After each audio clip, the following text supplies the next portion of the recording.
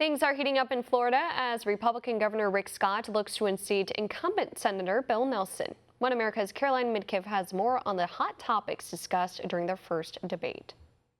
With the midterm elections rapidly approaching, Florida voters get their first taste of the two candidates battling it out to secure a seat in the Senate. Tuesday, incumbent Senator Bill Nelson and his Republican challenger Governor Rick Scott squared off during their first debate on a number of hot-button issues. The first topic up for discussion was immigration, where Scott took aim at Nelson's policies he believes to be lenient and ineffective. We have to secure our borders. My opponent has he's a co-sponsor of a bill that would have open borders. I completely oppose that. We've got to have a secure borders. On the polarizing topic of Supreme Court nominee Brett Kavanaugh, both candidates stood firmly on opposite sides of the spectrum. There was just not the temperament that is needed of what you want to put someone on the highest court in the land.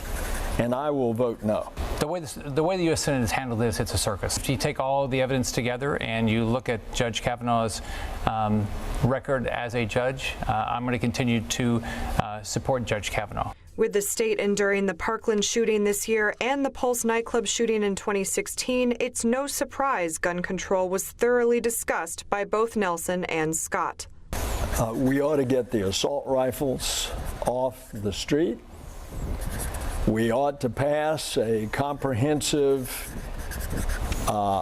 background check, a universal and comprehensive background check, like the one that I have voted on. Senator Nelson is fine with taking away certain guns from law-abiding citizens.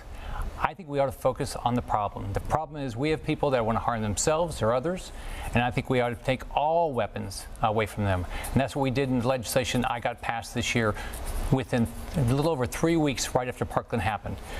With President Trump winning Florida in 2016, Republicans are hoping to take over Nelson's seat for the first time since 2001 and help maintain their majority in the Senate. Caroline Midkiff, One America News. Want to see more videos like this?